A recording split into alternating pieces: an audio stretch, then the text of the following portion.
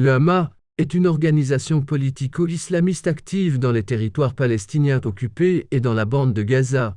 Il a été fondé le 14 décembre 1987 lors du premier soulèvement palestinien, appelé Intifada, et a depuis joué un rôle important dans la politique palestinienne et le conflit avec Israël. Premier point, origine et fondation. Le Hamas a été fondé à l'origine comme bras social et religieux des frères musulmans égyptiens. Son objectif principal était de promouvoir l'islam et de fournir des services sociaux aux Palestiniens dans les territoires occupés. Au fil du temps, elle s'est toutefois transformée en une organisation politique et militaire. Deuxième point, l'idéologie. Le Hamas poursuit une idéologie islamiste et croit en la création d'un État islamique dans toute la Palestine, ce qui inclut Israël. Il rejette l'existence d'Israël et considère toute la Palestine comme faisant partie de la terre islamique historique. Troisième point, les services sociaux. Dans les territoires qu'il contrôle, le Hamas a une forte présence dans les services sociaux tels que l'éducation, les soins de santé et le bien-être. Ces services lui ont permis d'obtenir un large soutien au sein de la population palestinienne. Quatrième point, la participation politique. Le Hamas a participé à plusieurs élections, dont les élections législatives de 2006, au cours desquelles il a remporté une majorité de sièges au Conseil législatif palestinien.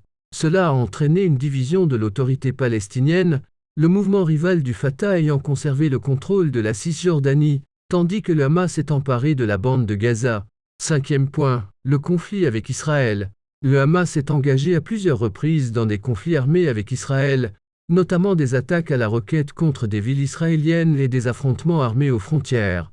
Cela a entraîné des tensions et des affrontements militaires importants. Sixième point, le terrorisme et la violence. Le Hamas est considéré comme une organisation terroriste par de nombreux pays, y compris Israël et les États-Unis, en raison de son implication dans des attentats et des actes de violence contre Israël. Le 7 octobre 2023, le Hamas a mené une attaque terroriste contre Israël depuis la bande de Gaza. Des militants palestiniens ont pénétré en Israël par voie terrestre, maritime et aérienne, ce qui a conduit à la déclaration de l'état de guerre. Des roquettes ont été tirées sur Israël, accompagnées de sirènes d'avertissement dans plusieurs villes, dont Tel Aviv et Jérusalem. De violents combats ont eu lieu entre les Palestiniens et les soldats israéliens. De nombreuses personnes ont été tuées et blessées. En réaction, l'armée israélienne a bombardé des cibles dans la bande de Gaza. Septième point, les relations internationales.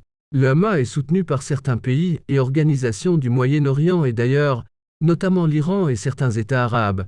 D'autres, dont les États-Unis et l'Union européenne, le considèrent toutefois comme une organisation illégitime. Huitième point, défis et perspectives. Le Hamas est confronté à des défis, notamment la préservation de son pouvoir politique et militaire dans la bande de Gaza, la gestion des difficultés économiques dans la région et la recherche d'une solution au conflit de longue date avec Israël. Après l'attentat du 7 octobre 2023, Israël a annoncé qu'il détruirait le Hamas dans son intégralité.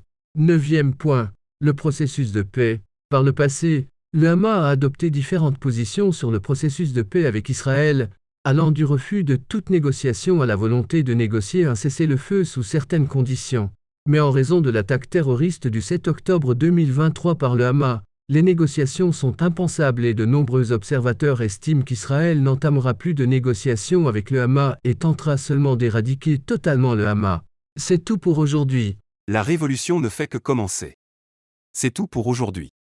Si tu as aimé la vidéo, donne-nous un pouce vers le haut et abonne-toi à notre chaîne. À la prochaine fois.